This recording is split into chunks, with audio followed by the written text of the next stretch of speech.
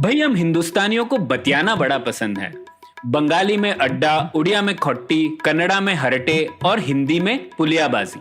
इस कला के लिए हमारी हर भाषा में एक शब्द है। हम तीनों तो अक्सर मिलकर पुलियाबाजी करते ही रहते हैं, तो हमने सोचा आपको भी इसमें शामिल कर लिया जाए। तो आइए प्रणय, सौरभ और ख्याति के साथ करते हैं पुलियाबाजी। हेलो सौरभ, कैसे हैं आप? एकदम बढ़िया। ख्याति तुम बताओ। मैं बढ़िया हूँ, लेकिन मैं आज आप दोनों का दिमाग खाने वाली हूँ। क्या बात नया क्या है है? उसमें? एक विषय है जो मुझे बहुत इंटरेस्टिंग लगता है, पर मुझे ये रियलाइज हुआ कि बहुत कम लोग हैं जिनके साथ मैं बैठ के ये वाला टॉपिक शांति से डिस्कस कर पाऊँ, कि जो सामने वाले भी थोड़ा पेशेंटली सुने और उसको अच्छे से रिस्पॉन्ड कर पाए। तो ऐसा लगा कि चलो आप दोनों ही हैं जिनके साथ हम ये वाली पुलियाबाजी कर सकते हैं, तो क्यों ना आज इस विषय को लिया जाए। तो विषय हमने सोचा जो है, एक बहुत ही एवरग्रीन डिबेट है रॉल्स वर्सेस नॉजिक की, कि थियोरी ऑफ जस्टिस के ऊपर दो फिलोसोफर्स हैं, 1970s में थे, John Rawls and Robert Nozick, and more or less उनकी थियोरी एक दूसरे से ऑपोजिंग थियोरीज मानी जाती है। दो अलग अलग पॉइंट ऑफ व्यूज हैं उनके थियोरीज के। तो मुझे लगा कि क्यों ना आज हम इन दोनों की बीच की डिबेट को हम समझें। बिल्कुल। तो इसमें दो तीन चीजें कहना चाहूंगा ख्याति। एक तो मैंने ट्विटर पे और हमारे ओपन तक्षशिला नेटवर्क पे भी एक बात कही थी कि किसी भी चीज को समझने के लिए इस तरीके के जो वाद विवाद होते हैं, जो पुलियाबाजी हुई थी उस समय की दो लोगों के बीच में, वो उस जरिए से समझना बहुत अच्छा रहता है, क्योंकि दोनों साइड के बेस्ट आर्ग्यूमेंट्स मिल जाते हैं आपको, और फिर आप अपना दिमाग लगा के सोच सकते हो कि कौन सी साइड ज्यादा ठीक है या ज्यादा गलत है, या फिर कोई तीसरा व्यू हो सकता है आपका। तो इस तरीके के बहुत सारे डिबेट्स हम लोग बात कर सकते हैं उसके बारे में। जैसे पब्लिक फाइनेंस और पब्लिक चॉइस एक बहुत फेमस डिबेट है। उसके बाद गांधी टैगोर पुलियाबाजी के ऊपर भी हम लोगों ने बात की है। गांधी अंबेडकर भी हो सकते हैं। तो ऐसी कई सारी लिस्ट मैं पूछ रहा था जब ट्विटर और इस पे, तो ज्यादातर लोगों ने ये डिबेट का नाम लिया, रॉल्स और नॉजिक। और ये एक ऐसा डिबेट है जो कि सदाबहार है और इसके ऊपर चर्चा होनी चाहिए। और शायद इसका आज के संदर्भ में और एक उसका एप्लीकेशन यह है कि आजकल हम लोग एक संपत्ति कर, मतलब वेल्थ टैक्स पर फिर से विवाद शुरू हो गया है। और इसके ऊपर हम लोगों ने एक एपिसोड भी किया है कि नीति के दृष्टिकोण से क्यों एक संपत्ति कर बहुत ही घटिया आइडिया है। लेकिन ये आज हम लोग नीति के ऊपर नहीं आने वाले हैं। आज हम लोग एक दार्शनिक तौर पर बात करने वाले हैं कि किस तरीके से हम लोग अगर इक्वालिटी या जस्टिस के बारे में सोचें तो क्या दोनों टाइप के व्यूअर्स हैं। और मोटे तौर पे आप कह सकते हैं कि जो रॉल्स का व्यू है वो एक लेफ्ट लिबरलिज्म वाला व्यू है, और जो नॉजिक वाला व्यू है उसे हम लोग लिबर्टेरियनिज्म वाला व्यू कहते हैं। तो एक ज्यादा स्वायत्तता, फ्रीडम के ऊपर ज्यादा ध्यान रहता है नॉजिक का व्यू, और दूसरा बराबरी, समानता के ऊपर ज्यादा ध्यान देता है, जो कि है रॉल्स का व्यू। तो ये उसका संदर्भ है। पर एक छोटा सा, हमारा डिस्कशन शुरू करने से पहले एक छोटा सा डिस्कशन हम ये करना चाहते थे ना, कि ये फिलोसॉफिकल आर्ग्यूमेंट्स को समझने का क्या फायदा है। क्योंकि जैसे आपने बताया कि पब्लिक पॉलिसी तो मतलब बहुत सारी चीजों को ध्यान में रख के बनानी पड़ती है वगैरह, बहुत चीजों का ख्याल रखना पड़ता है। तो फिर ये फिलोसॉफी के आर्ग्यूमेंट्स को समझने की क्या वैल्यू है उसके अंदर? सौरभ इसके ऊपर शायद कुछ बता पाएंगे। आप दोनों बताएं। मैं तो इस व्यू से सहमत हूँ, क्योंकि ये जैसे कि हम लोग कह रहे थे, RSJ का पसंदीदा विषय है। हमारी किताब में भी उसने लिखा है इसके बारे में, और न्यूज़लेटर में भी कई बार उसने लिखा है। लेकिन मैं उसको पढ़ने के बाद किताब नहीं उठा पाया, क्योंकि मुझे लगता है ये दार्शनिक जो व्यू है वो दूरदर्शन के लिए है। मतलब दूर से जब अगर आप रियलिटी में आते हो तो फिर आपको और कई सारे वेरिएबल्स ध्यान में रखने पड़ते हैं, जो कि दार्शनिक दृष्टिकोण से खो जाते हैं। तो ऐसा मुझे लगता है, और मुझे पता है कि मैं गलत हूं, तो आप मुझे कन्विंस कीजिए कि सही मायना क्या है देखने का। जैसे ओशो का एक फेवरेट फ्रेज हुआ करता था, वो बोलता था भरे पेट का दर्शन। तो दर्शन अलग अलग तरीके के ही होते हैं। भरे पेट के अलग दर्शन होते हैं, काम करो तो उस टाइम पे प्रैक्टिकल अलग दर्शन होते हैं, और ये दर्शन अलग है जो हम लोग अभी करने वाले हैं। ठीक है। तो ये मुझे, जैसे फिजिक्स में हम सिंपल एक पॉइंट मास की प्रॉब्लम बनाते हैं ना, तो उससे आपके न्यूटन के लॉ को किस तरह से अप्लाई करना है, इसकी कंसेप्चुअल प्रॉब्लम बढ़ जाती है। अब आप बोलेंगे आप सिर्फ सेम वो कॉन्सेप्ट लगा के क्या आप रॉकेट छोड़ सकते हैं ऊपर? मैथ्स तो चेंज नहीं होती, उतनी रहती है ना रॉकेट में भी। ऐसा कुछ नहीं है कि वो रॉकेट साइंस कुछ बहुत बड़ी रॉकेट साइंस है, उसी एक सेम इक्वेशन को थोड़ा सा उसमें मास का एक और एलिमेंट आता है, लेकिन असली रॉकेट बनाने के लिए बड़ी पेचीदा इंजीनियरिंग लगती है। ठीक है, तो ये मुझे लगता है कि भाई असली पॉलिसी बनाने में बहुत ही पेचीदा चीजें होती हैं, तो कभी कभी आप खो जाते हैं उसमें। और कंसेप्चुअल क्लैरिटी और आपको जो एनालिसिस करना है कंसेप्चुअल चीजों का, वो उसमें से हो सकता है ना निकले। तो आपको एक्सपीरियंस होना चाहिए, तो अगर आप एक्सपीरियंस के साथ उसके बाद एक आइडियल प्रॉब्लम्स को डिस्कस करें जो कि काल्पनिक है, जैसे ट्रॉली प्रॉब्लम होती है। अब ट्रॉली प्रॉब्लम को रियल प्रॉब्लम थोड़ी है, असली में तो कुछ ना कुछ उसमें और 50 वेरिएबल होंगे, पर एक प्रॉब्लम को करके आप कुछ समझ सकते हैं और कुछ सीख सकते हैं। मुझे लगता है कि कभी कभी लोग गलती ये करते हैं कि इससे एक आर्गुमेंट को शार्पन करके फिर बोलते हैं मैं यही अप्लाई कर दूंगा रियल में, तो वो रॉकेट तो कभी उड़ेगा नहीं। लेकिन प्रॉब्लम ये है कि पॉलिसी में ऐसे पता नहीं चलता, रॉकेट तो फट से पता चल जाता है उड़ते, यार ये तो फेल हो गया तो हमको अपना अप्रोच बदलना पड़ेगा। बट पॉलिटिक्स में तो लोग ऐसा फिर बोल सकते हैं कि यार लोग बेवकूफ है, पॉलिसी ठीक थी, मतलब अलग अलग तरीके के लोग आर्गुमेंट ले आते हैं ना। तो ये एक थोड़ा डेंजरस चीज है सोशल साइंसेस की। असली साइंस में आप ये गड़बड़ नहीं कर पाते हैं, पर सोशल साइंस में कर सकते हैं। पर मुझे लगता है कंसेप्चुअली वो ये सेम तरीका है कि आप अपना आर्गुमेंट शार्प कर लीजिए इस तरह से। मुझे भी यही लगता है कि जैसे कि सारे फिलोसॉफिकल आर्ग्यूमेंट्स के थ्रू हम ये पता कर पाते कि क्या चीजें हम एज अ सोसाइटी या एज इंडिविजुअल्स ऑल्सो, हम उनमें से किन चीजों को हम वैल्यू करते हैं, नहीं करते हैं, या किस चीज का इम्पोर्टेंस है। तो ये इन प्रकार के जो डिस्कशंस के थ्रू हम एटलीस्ट उस पर एक पर्सपेक्टिव बना पाते हैं कि इस चीज को भी देखना जरूरी है, इसको पूरा भुलाया नहीं जा सकता है। तो इस प्रकार के जो पर्सपेक्टिव जो है हमारे ये जो थॉट एक्सपेरिमेंट्स हैं या फिलोसॉफी, उससे थोड़ा सा हमें वो बनाने में हेल्प होती है, ऐसा मुझे लगता है। हाँ, मुझे कभी कभी ऐसा लगता है कि ये जो दार्शनिक विवाद है उनसे ये समझ में आ जाता है कि क्या नहीं करना चाहिए, लेकिन ये नहीं समझ में आता कि क्या करना चाहिए। मतलब जब आप रिजॉल्व करते ट्रॉली प्रॉब्लम में भी, तो आप कैसे सॉल्व करोगे, उसके कितने वेरिएशंस हैं, और दोनों साइड की डिबेट शायद सही है, मतलब अलग अलग तरीके से आप उसे जस्टिफाई कर सकते हैं। तो हाँ, शायद ये बता सकता है वो कि क्या नहीं करना चाहिए आपको एक्सट्रीम। तो हाँ, आपके एंड पॉइंट्स जो होते हैं कि क्या एकदम वर्जित होना चाहिए, वो कम हो जाते हैं, पर क्या करना चाहिए वो शायद फिर भी सॉल्व नहीं हो पाता, ऐसा मुझे लगता है। और मुझे पता है मैं गलत हुआ, तो आपकी जिम्मेदारी है मेरा व्यू बदलना। नहीं, जैसे मैं ये नॉजिक वाले रॉल्स वाले केस में जैसे मैं बोलूंगा, जैसे मुझे लगता है कभी कभी ऐसे करने से, क्योंकि सिंप्लीफाई करने से आइडियाज भी नए आते हैं जो कि आप उलझे हुए में नहीं आते हैं। तो ऐसा नहीं है कि सिर्फ यही पता चलता है क्या नहीं करना चाहिए, कोई नए आइडियाज भी। जैसे ये रॉल्स का जो व्हील ऑफ जस्टिस का कॉन्सेप्ट है, मुझे लगता है उसने इधर से well of ignorance, sorry well of ignorance जो है ना, हाँ, तो जो कि भाई आपके पास में एक शुरू में एक पर्दा होना चाहिए, तो वो एक बड़ा यूजफुल टूल और कॉन्सेप्ट है मुझे लगता है, जो कि जनरली जस्टिस के लिए आई थिंक उससे कोई डिसएग्री नहीं कर सकता। उसके आगे जो वो कर रहे हैं वो अलग बात है, पर वो जो एक वेल ऑफ इग्नोरेंस है, वो एक इतना फंडामेंटल कॉन्सेप्ट उसने निकाला रॉल्स ने, कि उससे मतलब मुझे पता नहीं एग्जैक्टली नॉजिक ने उसके ऊपर कभी अलग से कमेंट किया कि नहीं किया, पर मैंने आज तक जनरली किसी भी आर्गुमेंट को, चाहे वो लिबर्टेरियन हो, चाहे लिबरल हो, चाहे समाजवादी हो, वो वेल ऑफ इग्नोरेंस से तो कोई भी डिसएग्री नहीं करता। हाँ, अच्छा, इसमें मैं बता देती हूँ कि मैं ये जब नॉजिक की किताब मैंने डिटेल में तो नहीं पढ़ी, बट शुरू एटलीस्ट पढ़ी थी, तो उसमें उनके फॉरवर्ड में एक और फिलोसोफर ने नोट लिखा था, और उसमें उन्होंने बताया था कि एक्चुअली लेट 1960s में रॉल्स एंड नॉजिक दोनों ही एक ग्रुप ऑफ फिलोसोफर्स, लॉयर्स और पॉलिटिकल थियरिस्ट के ग्रुप का एक हिस्सा थे, और वो लोग हर महीने मिलते थे और अपनी किन चीजों पे वो काम कर रहे हैं, किन आइडियाज पे काम कर रहे थे, वो डिस्कस करते थे और अपने पीयर्स के साथ शेयर करते थे। तो एक तरीके से सच में वो एक पुलियाबाजी कर रहे थे फिर हाँ, सब ज्ञान का यही स्रोत है भाई, पुलियाबाजी। तो ठीक है, मैं ये सोच रही हूँ ठीक कि हम ऐसा करते हैं कि पहले हम रॉल्स की, मैं कोशिश करती हूँ कि मैं रॉल्स की थ्योरी समझाऊं, उन्होंने क्या बोला है वो जितना ठीक से मैं पुलियाबाजी के समय के हिसाब से समझा पाऊं, और उसके बाद फिर हम उसमें प्रोज एंड कॉन्स क्या है वो एक बार समझ सकते हैं, और फिर बाद में हम नॉजिक के बारे में सेम चीज करेंगे।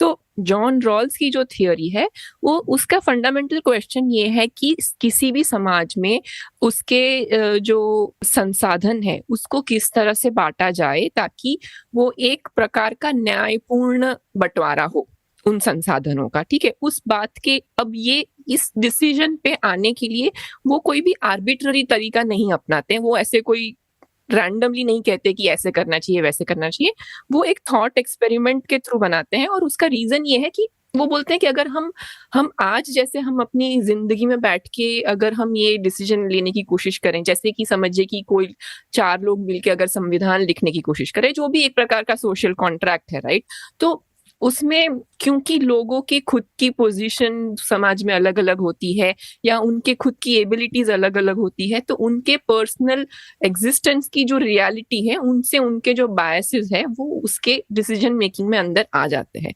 तो हाँ, मतलब उदाहरण के लिए जैसे कोई अपर कास्ट पर्सन होगा तो वो बोलेगा रिजर्वेशन के ज्यादातर खिलाफ होगा, हाँ, या फिर कोई जो लो कास्ट का होगा तो वो हमेशा रिजर्वेशन के समर्थन में होगा। ऐसे एक्सेप्शंस हो सकते हैं, लेकिन इस तरीके की चीजें हो सकती हैं। हाँ, तो इसीलिए तो बोलते हैं कि एक जस्ट प्रकार का कॉन्ट्रैक्ट किस तरह से होगा। ओके, तो अब कॉन्ट्रैक्ट कोई भी दो इंसान के बीच में जस्ट तभी होता है कि अगर आप दोनों ने उसमें एक ऑटोनोमस, आपने दोनों ने अपनी पूर्ण स्वायत्ता के साथ उस कॉन्ट्रैक्ट को चुना है, डिसाइड किया है, राइट। तो ऊंच नीच अगर है दोनों पार्टी के बीच में तो फिर वो एक फेयर कॉन्ट्रैक्ट नहीं हो सकता। इसलिए इस हाइपोथेटिकल सिनेरियो में उस जस्टिस के वो जस्ट कॉन्ट्रैक्ट के ऊपर आने के लिए ये इमेजिनरी पोजीशन में जितने भी लोग हैं वो सारे एक प्रकार से हम कहते हैं कि वो सारे ऑटोनोमस है और वो इक्वल है इन देयर बीइंग, ओके। और ये सभी लोग ये डिसीजन ले रहे हैं एक व्हील ऑफ इग्नोरेंस के पीछे। तो उस व्हील ऑफ इग्नोरेंस के पीछे मतलब एक अज्ञानता का एक पर्दा, जिनके पीछे उनको ये नहीं पता है कि उस समाज में जिसके बारे में ये कॉन्ट्रैक्ट बना जा रहा है, राइट, उस समाज में उनकी जगह क्या होने वाली है, उनकी खुद की एबिलिटीज भी क्या होने वाली है। मतलब मेरे पास क्या नेचुरल टैलेंट होगा, क्या मैं एक बहुत ही स्ट्रांग इंसान होऊंगा, क्या मैं बहुत अच्छा सिंगर बनूंगा, या मेरे में कोई टैलेंट नहीं होगा, मुझे ये नहीं पता है। मैं पैसे वाले घर में पैदा हुआऊंगा कि मैं गरीब घर में, मुझे वो भी नहीं पता है। तो अगर मुझे कुछ भी नहीं पता है कि मेरा जीवन कैसा होने वाला है एक बार ये जब कॉन्ट्रैक्ट बन जाता है और उस सोसाइटी में मैं आऊंगा, तो इस पोजीशन, इसको उन्होंने ओरिजिनल पोजीशन कहा है। तो उन्होंने ये सर्कमस्टेंसेस इसलिए बनाए हैं ताकि एक, अगर इस थॉट एक्सपेरिमेंट में आप अपने आप को रखेंगे और सभी इंसान उस थॉट एक्सपेरिमेंट में अपने आप के लिए सोच रहे हैं, ठीक है, ऐसा नहीं कि मैं आपके लिए नहीं सोच रही हूँ, मैं अपने लिए सोच रही हूँ कि अच्छा मुझे अगर कल पैदा होना है तो अभी इस समाज में मैं क्या करूं ताकि मेरी स्थिति इतनी अगर खराब भी हो तो इतनी खराब ना हो। यही हम सोचेंगे ना। तो हम ऐसा सोच सकते हैं कि बेसिकली स्वर्ग लोक में सारी आत्माएं मिलकर डिसाइड कर रही हैं कि दुनिया में क्या रूल बुक होनी चाहिए, और फिर अब कल जब वो जन्म होगा, भाई आप किसी भी योनि में कुत्ते बिल्ली भी बन सकते हैं, ठीक है, तो फिर आप सोचेंगे भाई एनिमल राइट्स के बारे में सोच लेना चाहिए कि कुत्ते बन के पैदा होना पड़ा तो क्या हो जाएगा हमारा, ठीक है। तो या फिर आप इंसान भी बने तो आप कैसे भी गरीब अमीर कैसे भी हो सकते हैं, तो आपको मालूम नहीं है कि आप कैसे जन्म लेने वाले हैं अपने अगले जन्म में, और उससे पहले आप ये सब सोच रहे हैं। Exactly. नहीं, ये बहुत सही बोला सौरभ आपने। ये मतलब अज्ञानता का पर्दा थोड़ा इमेजिन करना मुश्किल है, लेकिन ये जो आपने उदाहरण दिया वो सही है। आप अगले जन्म के बारे में सोच रहे हैं और आप डिसाइड कर रहे हैं कि आप किस तरीके की दुनिया होगी जिसमें आप जन्म लेना चाहते हैं, और तो आप किस तरीके की दुनिया खड़ी करेंगे, वही है सवाल। तो अभी ये सब रैशनल बीइंग्स है, मतलब वो विवेक से सोच रहे हैं। तो हम सब अगर विवेक से सोचेंगे और इक्वालिटी के एंगल से सोचेंगे तो हम यही सोचेंगे ना कि पहला तो ये हम सोचेंगे कि भाई इस दुनिया में कम से कम सबको इक्वल पॉलिटिकल राइट्स होने चाहिए और सबके बेसिक पॉलिटिकल राइट्स और बेसिक लिबर्टी सबकी होनी चाहिए।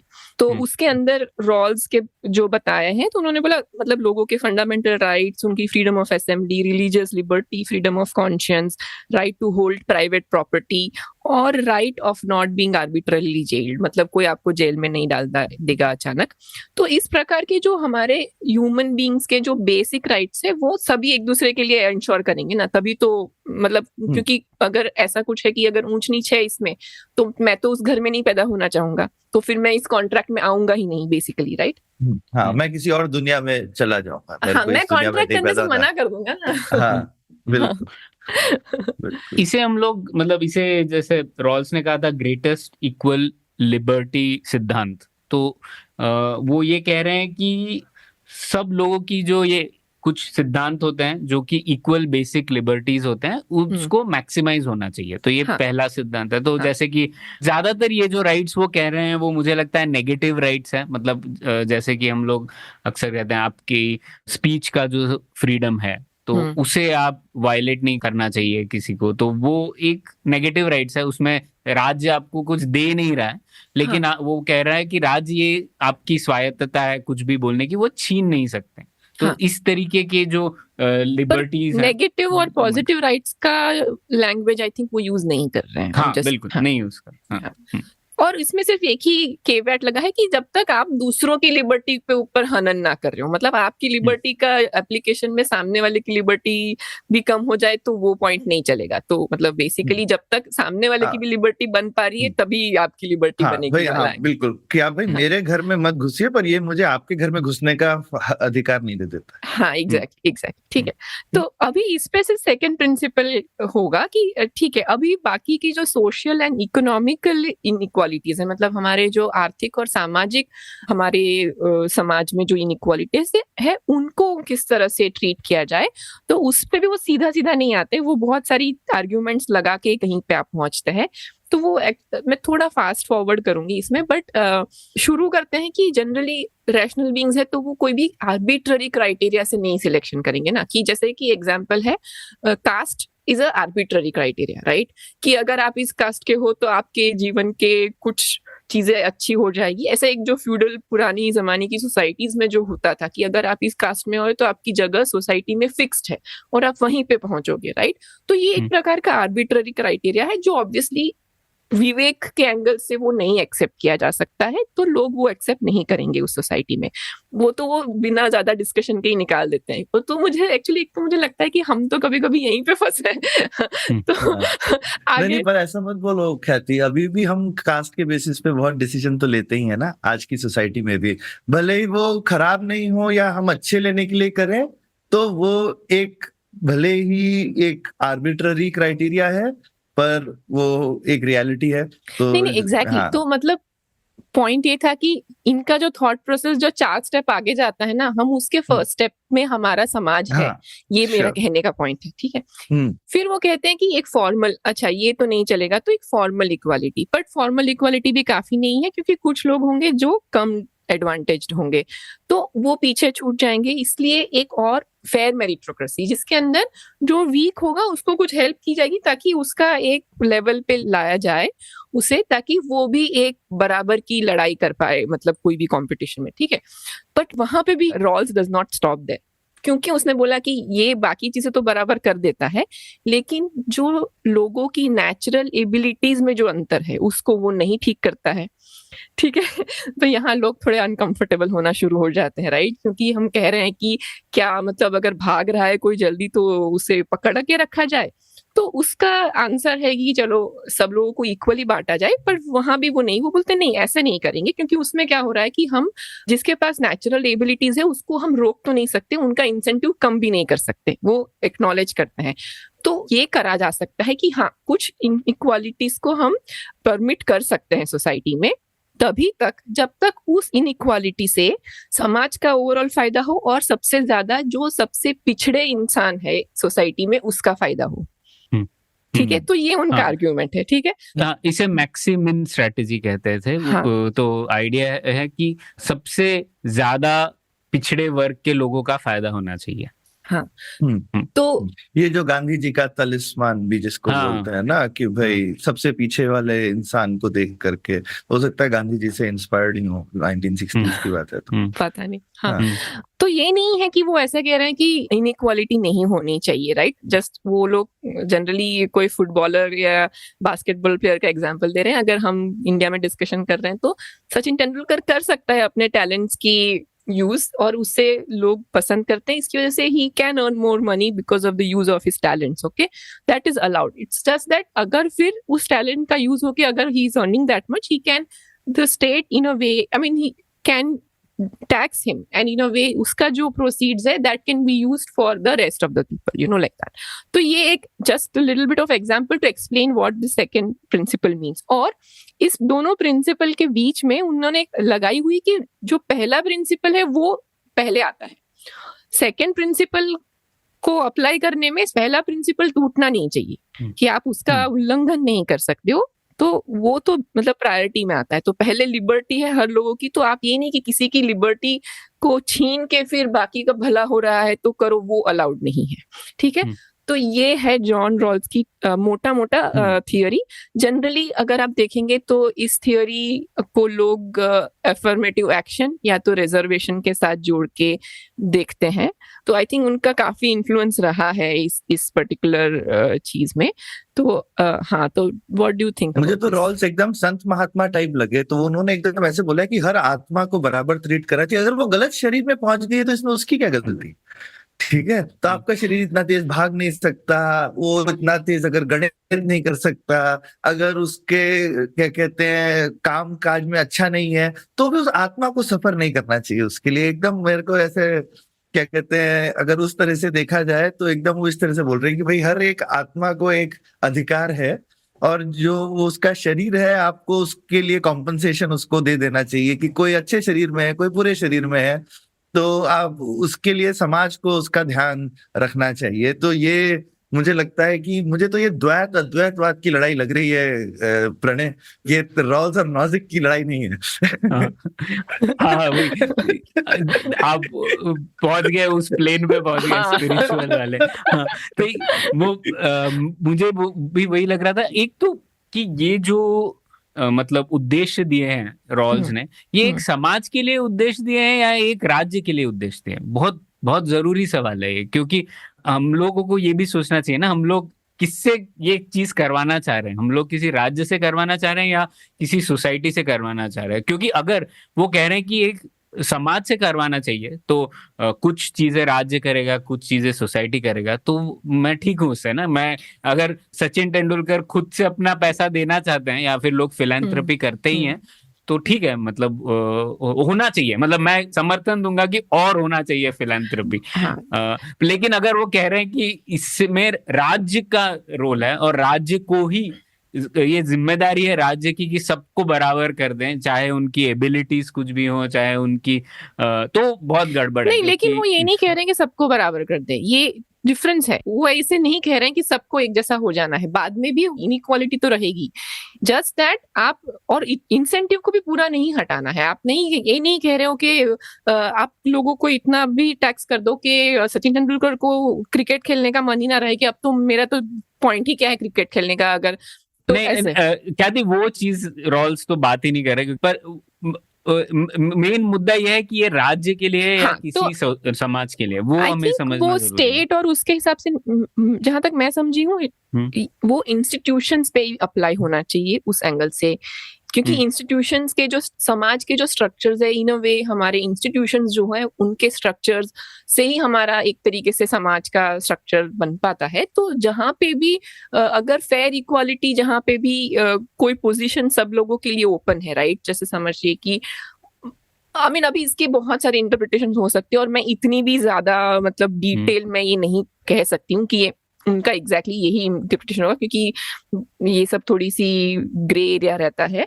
बट वो कह रहे हैं कि जहाँ पे भी इंस्टीट्यूशन, अगर आप नॉर्मल केसेस में जहाँ पे सबको वो अपॉर्चुनिटी मिलनी चाहिए, तो वहां पे ये रूल अप्लाई किया जा सकता है इन द सेंस कि जहां तक मेरे को समझ में आया तो he can even extend it to like something like even private jobs if they are open to everyone, right? But I don't know, I mean वो वहां पे मैं I will not say very clearly कि यही एक interpretation है, somebody who knows it in more detail, but maybe we can say loosely apply कि भाई समाज में जहां जहां पे हर लोगों को एंट्री पॉसिबल होनी चाहिए वहां पे ये क्राइटेरिया अप्लाई किया जा सकता है, ऐसा उनका इंटरप्रिटेशन होगा, ऐसा मुझे लगता है। तो इसमें हम ये तुम्हारे पहले आर्गुमेंट पे वापस आ गए ना प्रणय। मुझे लगता है कि ये डिस्कशन में ये चीज इम्प्लीमेंट कैसे होनी चाहिए वो पार्ट नहीं है। अब वो लोग हैं, अब जैसे जो समाजवाद या कम्युनिज्म ऐसे ही होता है ना, ठीक है, जो कुछ लोग बोलते हैं कि ये प्रिंसिपल न्याय का अच्छा है, लेकिन उसके बाद बोलते हैं अच्छा अब ये अच्छा है, हम इसको कोडिफाई कर देंगे और एक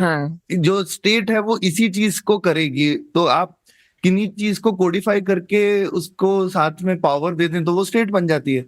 तो काफी जगहों पे जो समाज से स्टेट में जो रूल्स चले जाते हैं ये अपने आप से हो जाता है। और मुझे लगता है कि तुमने बहुत बढ़िया डिस्टिंक्शन पकड़ा है यहाँ पे कि भाई कोई चीज न्यायपूर्ण है उसका ये मतलब नहीं है कि उसको एकदम हम लोगों को कोडिफाई कर देना चाहिए, अपनी न्यायपालिका के हाथ में दे देना चाहिए, ऐसा तो जरूरी नहीं है। हिंदुस्तान के संदर्भ में कहें तो हर धार्मिक चीज न्याय युक्त नहीं हो जानी चाहिए।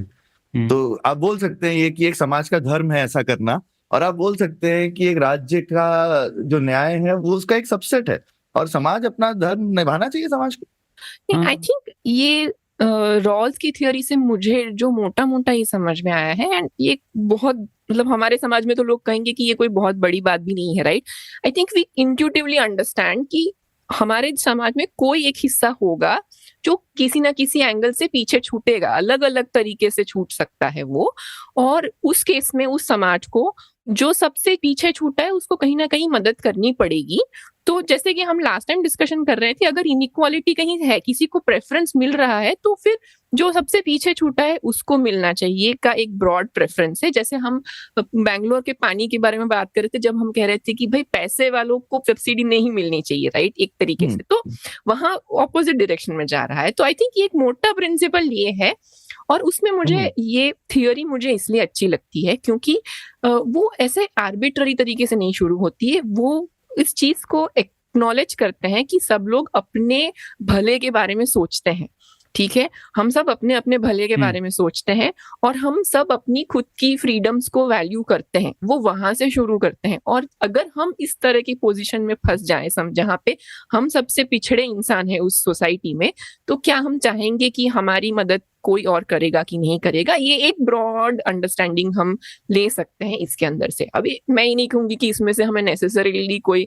पॉलिसी बनानी चाहिए कि नहीं बनानी चाहिए, वो एक अलग पॉइंट ऑफ मतलब एक वो अलग डिस्कशन हो सकता है। वेस्टर्न सोसाइटीज में एक गोल्डन रूल जिसको बोलते हैं ना कि भाई मैं दूसरे के साथ कुछ ऐसा ना करूं जो मैं नहीं चाहूंगा कि कोई दूसरा मेरे साथ करे।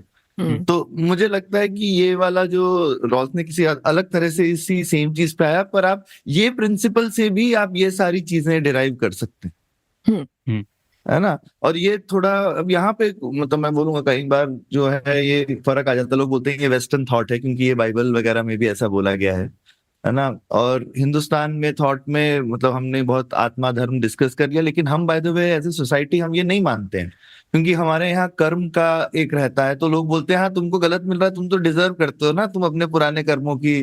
तो इसमें यही एक बड़ा फर्क है, जब आप इसमें कर्म एंगल जोड़ देते हो तो हम सब जस्टिफाई कर सकते हैं, हम आज की सारी इनइक्वालिटी को जस्टिफाई कर सकते हैं। इसलिए हमारे हिंदुस्तान में ये सब बहुत नेचुरल नहीं है जो लोग करते हैं डिस्कस, और काफी लोगों को लगता है ये क्यों बोल रहे हो, ये तो थोड़ा वेस्टर्न थॉट है, क्योंकि वेस्टर्न थॉट में कर्म नहीं है और हमारे में है। ये एक बहुत बड़ा फर्क है वेस्टर्न और ईस्टर्न थॉट में। तो हिंदुस्तान में हम दिल से इनइक्वालिटी को बुरा नहीं मानते हैं, मुझे ऐसा लगता है, क्योंकि हमारे फिलॉसफी उसको जस्टिफाई, हमारे पास फिलोसफिकल टूल्स हैं उसको जस्टिफाई करने के लिए। वेस्टर्न साइड में वो टूल्स ही नहीं है। तो वो आप बात कर रहे हो कि जो सारी आत्माएं थी वो सब बराबर थी ना, लेकिन नहीं, एक्चुअली आप ठीक से सोचोगे तो उन सबके पुराने कर्म उनके साथ थे। तो फिर तो आप बोलोगे भाई आप अपने हिसाब से करोगे, लेकिन हम वेस्टर्न थॉट मानते हैं सब स्टेटलेस है, सारे आत्माएं बराबर हैं।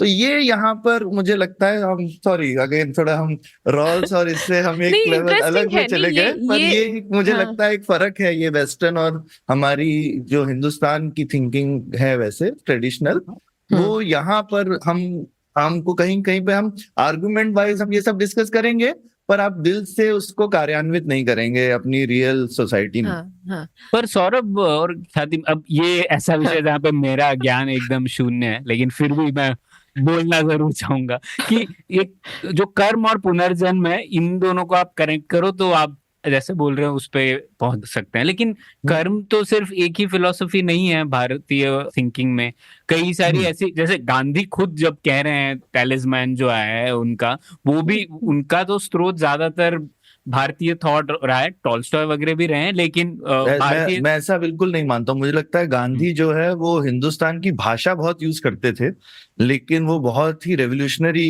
व्यक्ति थे। और कर्म हिंदुस्तान में बहुत सेंट्रल है। तुम देखोगे अलग अलग भी जो रिलीजन, चाहे जैनिज्म, बुद्धिज्म, जो कि रिलीजन वाइज उनमें और बहुत ज्यादा फर्क है, लेकिन कर्म जो है वो इन सब में है। हिंदुइज्म में भी अगर बहुत अलग अलग वेराइटीज भी हैं हमारे पास में, ये जो एक चीज है ये काफी सेंट्रल है। ऐसा नहीं है कि सिवाय आप बोल सकते हैं जो हमारे यहाँ पर क्या कहते हैं, एक हमारा स्कूल ऑफ थॉट था ना जो आजीविका, हाँ हाँ, वो एक स्कूल ऑफ थॉट है जिसमें नहीं है। तो ऐसा नहीं है कि हमारे यहाँ वैरायटी बहुत है हिंदुस्तान में, पर बहुत ही छोटी वैरायटी है। हाँ, मैं थोड़ा एक कर्म वाले को रॉल्स के थियोरी के साथ कॉन्ट्रास्ट में करती हूँ, क्योंकि हम कर्म वाली थियोरी में जब ये बोलते हैं ना कि तुमने तो पिछले जन्म में अच्छे काम किए होंगे तो ये हुआ, बुरे काम किए होंगे तो ये हुआ वाला एक्सप्लेनेशन दिया जाता है। एक एक्सप्लेनेशन जो रॉल्स अपनी थियोरी में ये दे रहे हैं और जो हमें आज, आप, मुझे और हम तीनों को भी शायद अनकंफर्टेबल करेगी, वो ये कहते हैं कि तुमने अपने नेचुरल टैलेंट्स भी अप्लाई कर दिए, तुमने बड़ी मेहनत करी, तो भी तुम कुछ ऐसे अलग से डिजर्व नहीं करते हो। मतलब तुम्हारा वो डिजर्ट अलग कर देता है, वो तुम्हारा डिजर्ट अलग है और तुम्हारा एंटाइटलमेंट अलग है। मतलब तुमने बहुत मेहनत किया, तुमने अपना नेचुरल टैलेंट्स यूज किया, तो you are entitled to be the first one, okay, और समथिंग लाइक दैट, कि तुम उससे ज्यादा पैसा कमाया या जो भी उसके फल मिले, so you are entitled to the fruits of your effort or your talent, right? But it doesn't make you deserve more than anybody else, is what he is saying, which हाँ, बिल्कुल कह रहे हैं कि आपको मिल जाएगा तो भी हम आपसे ले सकते हैं, न्याय है उसमें, न्याय है लेने में आपसे। नहीं, पर उसमें एक बहुत इंटरेस्टिंग बात है, क्योंकि वो कह रहे हैं कि तुम्हारा deserve, what you deserve is different from all of this. There are certain things that human beings deserve irrespective of whatever else, there is something intrinsic, right? तो ये थोड़ा कॉम्प्लिकेटेड है और शायद मैं पूरा नहीं समझा सकती हूँ, बट आई फाउंड कि मुझे लगा कि ये एक बहुत ही, ये डिजर्ट और तुम्हारा एंटाइटलमेंट को भी अलग करना is an interesting thing that. नहीं, वो तो ठीक बात, जैसे आप बोल सकते हो ना कि भाई आप आई मीन कुछ जैसे फंडामेंटल चीजों में जिसको आज की डेट में हिंदुस्तान में मानते हैं लेकिन हम पुराने हिंदुस्तान में नहीं मानते थे, कि भाई अब आपको सेम क्राइम की सेम पनिशमेंट मिलनी चाहिए ना, क्या आप अमीर हो या गरीब हो उससे फर्क नहीं पड़ना चाहिए। लेकिन जो पुराना जमाना था, हिंदुस्तान को छोड़ दें, अगर उससे कुछ लोगों को आपत्ति हो सकती है, जैसे रोमन जमाना ले लो, रोमन लोगों में अगर आप स्लेव हैं और आपने कोई अपराध किया है, और आप अगर स्लेव नहीं है और आपने कोई अपराध किया है, तो आपकी अलग अलग पनिशमेंट मिलेगी, जो कि हिंदुस्तान में जाति के हिसाब से होता था, है ना। हम अर्थशास्त्र हम लोगों ने डिस्कशन किया हुआ है, जाति के हिसाब से पनिशमेंट्स बदल जाती है, महाभारत में भी लिखा हुआ है, ठीक है। और बाकी कुछ सोसाइटीज में आपके अमीरी गरीबी के हिसाब से आपकी पनिशमेंट होती है, लेकिन आज की मॉडर्न सोसाइटी में हम सब मानते हैं कि ये तो गलत है, आपकी पोजीशन के हिसाब से आपकी सजा नहीं बदलनी चाहिए। अब लेकिन ये है कि जहां ये रॉल्स नजर आते हैं कि प्रैक्टिकली भी देखिए, आप अगर अमीर हैं तो आप शायद अच्छा लॉयर तो अफोर्ड कर सकते हैं, तो हो सकता है आपकी सजा कम हो जाए, ठीक है। हाँ, वही प्रैक्टिकलिटी के रेल में जाना नहीं है, फिलोसॉफी में रहेंगे हम। हाँ, लेकिन ये है कि एटलीस्ट स्टेट तो आप में डिस्क्रिमिनेट नहीं करेगा। प्रैक्टिकली हो सकता है फिर भी आपको अलग अलग चीजें मिले, क्योंकि आप बेल नहीं ले पाएंगे अगर आप गरीब हैं, या फिर आपको सरकारी लॉयर मिलेगा जो उतना अच्छा नहीं है, तो एकदम प्रैक्टिकलिटी में फिर ये प्रॉब्लम आएगी। पर एटलीस्ट हम कोशिश तो करते हैं कि ऐसा नहीं है कि सजाएं हमने अलग बता रखी हैं, कि अगर आप इस समाज से आते हो या अगर आप गरीब हो तो आपको किसी की हत्या की सजा पे फांसी मिलेगी, नहीं तो उम्र कैद मिलेगी, नहीं तो 1 ही साल की सजा मिलेगी, ऐसा तो नहीं है। ठीक है, तो नॉजिक की जो रिस्पांस थी, तो वैसे ये किताब जो थी थियरी ऑफ जस्टिस थी 1971 की किताब, जो रॉल्स ने लिखी थी, और उसके बाद नॉजिक ने भी एक किताब लिखी थी अनार्की, स्टेट एंड यूटोपिया, है ना। तो उसको कहते हैं लोग कि वो एक रिस्पांस थी, प्रत्युत्तर थी इस रॉल्स की फिलॉसफी पे। तो नॉजिक ने क्या बोला है, ख्याति बताएं। मैं थोड़ा नॉजिक को कम समझी हूँ, जितना डिटेल में मैं रॉल्स को समझ पाई हूँ उतना मैं नहीं समझ पाई हूँ, तो ये मैं पहले थोड़ा सा, तुम्हारा मन नहीं किया ख्याति, मुझे दिख रहा है। नहीं, मतलब मैं समझने की कोशिश तो कर रही हूँ, बट आई विल से कि थोड़ा सा शायद कुछ छूटा है, बट एनीवेज, तो वो भी बहुत इंपॉर्टेंट चीजें कहते हैं। और एक चीज हमें ध्यान रखने की कोशिश है, ये दोनों बहुत ही लिबरल पोजीशन से शुरू करते हैं, ठीक है। तो वो भी ये बहुत ही लिबरल एंड इंडिविजुअलिस्टिक पोजीशन से शुरू करते हैं। तो वो कहते हैं कि individuals have rights and there are things no person or group may do to them without their consent, okay. तो मतलब कि इंसान अपने नेचुरल राइट्स के साथ पैदा होता है, मतलब सबके पास अपने राइट्स हैं, तो उसको हमें, मतलब वो हमें उसे ब्रेक नहीं करना चाहिए वाला एक बहुत ही सेंट्रल सिद्धांत है उसका, और कंसेंट बहुत इंपॉर्टेंट है नॉजिक की थियरी में, ठीक है। एंड वो ये कहता है कि मतलब मैं मोटा मोटा बताऊं तो कि वो कहते हैं कि ये डिस्ट्रीब्यूशन करना का क्वेश्चन में वो बहुत ज्यादा नहीं पढ़ते हैं, क्योंकि वो कहते हैं कि ऐसे डिस्ट्रीब्यूशन करना कोई काम ही नहीं है, कि कोई एक समाज या तो फिर जस्टिस कहाँ से आता है। तो उनकी जो थियोरी का नाम है कि theory of entitlements, okay, that is his theory. तो वो कह रहे हैं कि इस थियोरी ऑफ एंटाइटलमेंट जस्टिस क्या होगा कि अगर आपने किसी चीज को जस्ट मतलब न्यायपूर्ण तरीके से अगर आपने उसे पाया है, पहले आपने उसको अक्वायर किया है, कि समझिए आपकी जमीन थी और आपने उसके अंदर फल उगाया, तो वो फल आपका है, ठीक है, और उसमें न्यायपूर्ण तरीके से आपका है, फिर उसमें कोई किसी और का लेना देना नहीं है, उसमें कुछ अन्याय का नहीं है, सामने वाले के पास नहीं है तो नहीं है, वो लाइफ का सिद्धांत है कि शायद सामने वाले के पास नहीं है, पर इसमें आपने उसके साथ कुछ अन्यायपूर्ण नहीं किया है, is main central point. Okay, और उसके बाद कि भाई आपकी सहमति के बिना फिर हम आपसे वो लैंड नहीं ले सकते, एक ये बेसिक चीज हो गई, सहमति इंपॉर्टेंट है। कि जो भी ट्रांसफर होगा तो आपकी सहमति से होगा, आप वॉलंटरी ट्रांसफर कर सकते हो, इनहेरिटेंस कर सकते हो, गिफ्ट भी दे सकते हो चाहे तो, पर आपके कंसेंट से हुआ है ये सब चीज, बराबर। और तीसरा पॉइंट की फिर जस्ट रेक्टिफिकेशन, की अगर ये 1 और 2 में अगर कहीं पे कोई अन्याय हुआ है तो फिर उसको ठीक किया जाना चाहिए, और that can happen through the state. उनकी जो कल्पना का जो स्टेट है वो एक एक्चुअली मिनिमल स्टेट की बात करते हैं, और वो कहाँ से उसे लाते हैं, वो कहते हैं कि अगर स्टेट ऑफ नेचर में जहाँ पे पहले कुछ नहीं है समझो, तो उसी में से ही ऑर्गेनिकली जैसे हम लोग एक दूसरे के साथ इंटरैक्ट करेंगे तो एक मिनिमल स्टेट उभर के आएगा, और वो मिनिमल स्टेट सिर्फ यही करेगा कि वो लोगों की लाइफ और प्रॉपर्टी को सुरक्षा देगा, और वो एनफोर्स करेगा कॉन्ट्रैक्ट्स को, ठीक है। तो उनकी लिबर्टीज में सेंट्रली ये 3 लिबर्टी आती है, लाइफ, प्रॉपर्टी और कॉन्ट्रैक्ट्स को एनफोर्स करना, ये ही काम होना चाहिए स्टेट का। इसके आगे के काम स्टेट को करने की कोई जरूरत नहीं है, तो जस्ट स्टेट वही होगा जो इतना ही काम करेगा, वो मिनिमल स्टेट, उससे ज्यादा उसे नहीं करना चाहिए, ये उसकी बात है। और इसमें शायद जो पहला एजम्पशन है प्रैक्टिकल लाइफ में वहीं पे सब गड़बड़ हो जाती है ना, कि वो जो न्यायपूर्ण था उसको लोग क्वेश्चन, जैसे हिंदुस्तान में हम फेमस लैंड प्रॉपर्टी का एग्जांपल ले सकते हैं ना, कि भाई लोग कहते हैं भाई पहले राजा थे, अगर राजा ने जमींदारों को लैंड दे दिया, उसके बाद में आप क्या कहते हैं जो नीचे बाकी लोग थे उन लोग काम करते थे सिर्फ वगैरह वगैरह। अब भाई आजादी होने का सब बराबर हो गए, लेकिन वो लैंड तो रह गया उनके पास। अब इसका क्या करें, वो लैंड क्या उनके पास न्यायपूर्ण तरह से था जमींदारों के पास कि नहीं, यही एक सवाल हो जाएगा।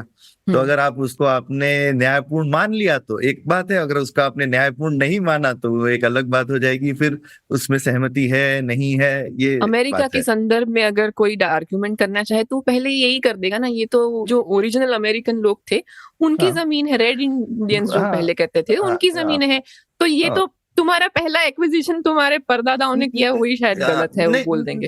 वैसे ये थोड़े हम सिंपल एग्जांपल भी ले सकते हैं, थोड़ा आइडियलाइज हम एग्जांपल में जाते हैं। मान लो कोई भी नहीं है, खाली लैंड है, ठीक है, तो लेकिन हम वहां पहले पहुंच गए, ठीक है, फिर हमने वहां जाके खेत वेत बनाए, अपनी फेंस कोई था ही नहीं, तो हम 4 लोग गए, हमने 4 हिस्से कर लिए, तो ये तो बराबर है, एकदम न्याय संगत। अब मान लो 10 साल बाद और 4 लोग आए, अब क्या होगा?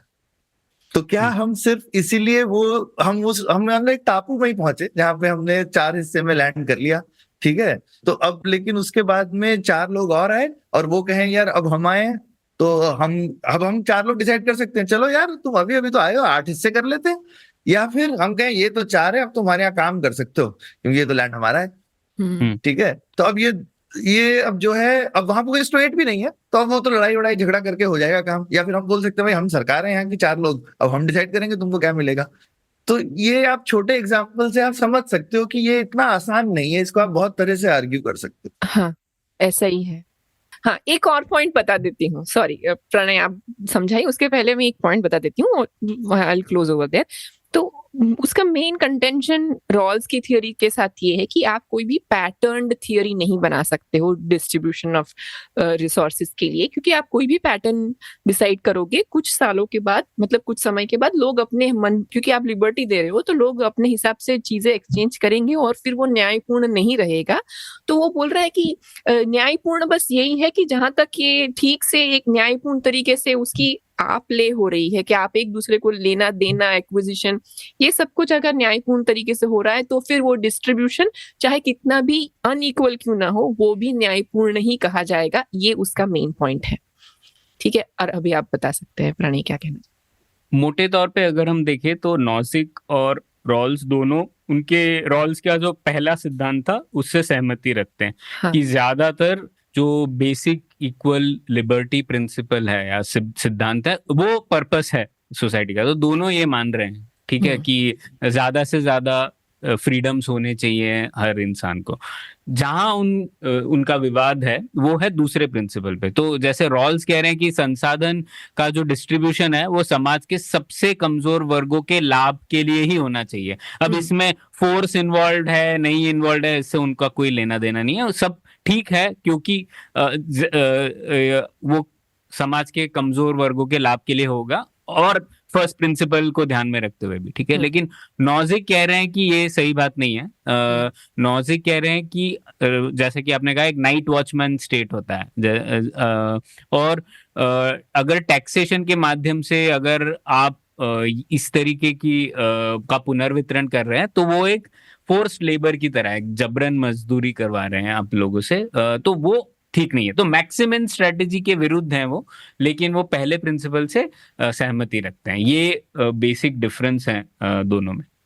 हाँ, और ये पैटर्न डिस्ट्रीब्यूशन का भी उनका कहना यह है कि अगर इसके अलावा स्टेट कुछ भी कहना चाहेगा तो मुश्किल ये होगा कि स्टेट कभी डिटरमिन नहीं कर पाएगा कि ये लाइन कहाँ खींची जाए। आप कल बोल रहे हैं कि सचिन तेंदुलकर से पैसे लेके दे देने चाहिए लोगों को, तो कल को आप बोलेंगे कि फिर आप सैलरी शुदा है, आपसे भी लेनी चाहिए, ज्यादा और पैसे लेने चाहिए क्योंकि इनइक्वालिटी बढ़ रही है। तो आप 20% टैक्स क्यों दे रहे हो, आप 60% टैक्स लो। तो ऐसे ये लॉजिक है नॉजिक का कि इसलिए कोई भी पैटर्न डिस्ट्रीब्यूशन अगर अनुमति के बिना हो और कंसेंट के बिना हो, जो कि इसलिए उन्होंने 3 चीजें दी है, जब लेजिटिमेट ट्रांसफर उनके हिसाब से नैतिक है, जो कि ख्याति आपने बताया, उसके अलावा और भी कोई पैटर्न, अगर कोई भी पैटर्न लोग चेस करना चाहे तो वो लाइन खींचना मुश्किल हो जाता है। सौरभ, आप कुछ कहना चाहेंगे इस पे? नहीं, मतलब ये आई थिंक स्टेटेड पोजीशंस ही हैं दोनों की। मेरे विचार में मतलब इसका कोई कंक्लूजन तो नहीं है मेरे हिसाब से ना। तो मुझे लगता है कि ये हम समझ ही सकते हैं और देख सकते हैं कि ये कितना जीवंत वाद विवाद है, आज भी चल रहा है, चलता भी रहेगा। क्योंकि मुझे ऐसा लगता है कि इसका कोई सही आंसर मुझे नहीं लगता है कि कोई ऐसा मैथमेटिकली सही आंसर है कि अरे ये तो थ्योरम सॉल्व हो गई, ऐसा तो नहीं। हर कॉन्टेक्स्ट में अलग है, तो इसलिए समझना जरूरी है। क्योंकि हो सकता है किसी कॉन्टेक्स्ट में आप ऐसा करना चाहें और किसी में वैसा करना चाहें। क्योंकि हम अपनी थोड़ी सी इंट्यूशन, जैसे मैंने वो टापू का एग्जांपल ले लिया, तो अब हमारी इंट्यूशन क्या जमीन वमीन के हिसाब से है तो एक अलग होती है, पर एक मुझे लगता है इसमें हम इंसानों की टेक्नोलॉजी की वजह से बड़ी आसानी हो गई है लाइफ में। क्योंकि हम कभी कभी अपनी जो हमारी वैल्यू है वो फिजिकल संसाधनों से आगे हम जा रहे हैं। डिजिटल में थैंकफुली लिमिट नहीं है, ठीक है। तो हमको ऐसा जीरो सम खेल करने की जरूरत नहीं है। पुराने जमाने में क्या था, जमीन एक बहुत बड़ी चीज थी। अब जमीन अगर नहीं है तो आप क्या ही करेंगे, और आप बहुत लिमिटेड थे। पर अब आज की दुनिया में जमीन से ही वेल्थ प्रोड्यूस नहीं होती, जमीन से ही पावर नहीं आती। तो आप सडनली हमारे पास, हमको ऐसा सोचने की जरूरत नहीं है। तो मैं कहूंगा कि आप उसी में अटके रहे तो अटके रह सकते हैं, लेकिन हमको जरूरत नहीं है। क्योंकि हम सोच सकते हैं कि भाई हमारे पास ऑलमोस्ट असीमित चीजें हैं अगर, तो फिर क्या लड़ाई है। अगर हम बोले कि हमारा लैंड असीमित होता तो चलो भाई सबको हम अब बांटने का तो क्वेश्चन ही नहीं, असीमित को आप क्या ही बांटेंगे। तो आप बोलेंगे भाई सबने 10 एकड़ ले लिया, मान लो अब इतना 10 एकड़ है कि सब ले सकते हैं, या 100 एकड़ है, जो भी नंबर आप लगाना चाहें, तब तो कोई लड़ाई नहीं। तो ये मुझे लगता है जब हम थोड़ा इनटेंजिबल की दुनिया में जाते हैं, जहां पे वस्तुएं नहीं डिवाइड हो रही हैं, तो फिर हमारे ऑप्शंस बढ़ जाते हैं। और फिर हमको ऐसा सोचना नहीं पड़ता कि ये हम किस तरह से एक से लेना ही है दूसरे को देने के लिए। जरूरत नहीं है हमेशा ऐसा सोचने की। पर सौरभ, ये तो अगर फिर से हम लोग प्रैक्टिकलिटी पे हैं तो हर डिजिटल क्षेत्र में जहां हम लोग देख रहे हैं वहां पे 2-3 कंपनियां ही बड़ी हो रही है। तो लोग जस्टिफाई ये भी कर सकते हैं कि डिजिटल वर्ल्ड में भी इस तरीके के 2-3 कंपनी होती है और इसीलिए उसका सही सॉल्यूशन यही है कि सबको मतलब रीडिस्ट्रीब्यूशन कर दो। और ये आर्ग्यूमेंट्स तो कर ही रहे हैं लोग। हाँ, नहीं मतलब बिल्कुल तुमने ठीक बोला। आप बोल सकते हो कि शायद लैंड वाली दुनिया में तो कम से कम लाखों लोग थे, यहाँ तो 4 ही बचते हैं, क्योंकि वो खूब पावर अर्जित कर सकते हैं। नहीं, वो सिर्फ ये लैंड के लिए आर्ग्यूमेंट्स नहीं है सौरभ, ये आर्ग्यूमेंट्स है अपॉर्चुनिटीज के लिए भी, और अपॉर्चुनिटीज एक बहुत ही इंटेंजिबल चीज है। हाँ, पर आप बोल सकते हो कि अपॉर्चुनिटी भी असीमित है अगर समाज में, तो फिर है, बिल्कुल वो भी कह सकते हैं, बट हाँ। आई मीन ये चीजें जैसे आपने कहा कि दोनों तरफ से आर्ग्यू की जा सकती है। मेरा एक क्रिटिसिज्म जो नॉजिक के लिए मुझे लगा ये पढ़ने के बाद, मुझे अगर वो रॉल्स की थ्योरी के आंसर में वो कर रहे थे तो उनका ये क्रिटिसिज्म मुझे ठीक ठाक लगा कि ठीक है, कोई भी एक पैटर्न के हिसाब से आप हमेशा नहीं कर सकते हो, लेकिन मुझे फिर भी लगा कि वो बहुत थोड़ा सा सिंप्लीफाई करके आंसर कर रहे हैं। अगर वो रॉल्स की थियोरी को भी रिप्लाई कर रहे हैं तो मुझे लगता है उन्होंने रॉल्स की थियोरी के जो पूरी कॉम्प्लेक्सिटी को उन्होंने आंसर नहीं किया, मुझे ऐसा लगा। और पर मुझे एक वैलिड क्रिटिसिज्म लगा रॉल्स की थियोरी का, जिसमें ऐसा लगता है कि हम लोगों को एक तरीके से लोगों को भी एक मीन्स की तरह यूज कर रहे हैं कि अच्छा इसके पास ज्यादा है तो इसके पास से हम ले सकते हैं, राइट। तो ये वाला पॉइंट की कंसेंट इज ऑल्सो इम्पोर्टेंट, ये एक चीज निकल के आती है जो मुझे लगता है नॉजिक की थियोरी ऐड करती है कि कंसेंट सोसाइटी में होना भी एक तरीके का जरूरी है। और इंटरेस्टिंग चीज ये है, तीसरा पॉइंट जो जोड़ना चाहूंगी, कि नॉजिक बाद में एक्चुअली अपनी थियोरी थोड़ी सी चेंज करते हैं, उनकी कोई दूसरी बुक के हिसाब से वो थोड़ी सी माइल्ड करते हैं कि कुछ चीजों के लिए समाज के लिए शायद टैक्सेशन करके ये करना जरूरी है, तो वो अपने स्टैंड को काफी शार्प स्टैंड लिया है उन्होंने ओरिजिनल थियोरी में, बट ये कमेंट्री उनकी किताब में ही है कि उनके बाद की थियोरीज में उन्होंने उसको थोड़ा सा सॉफ्टन किया है, ये जस्ट ऐड करना था।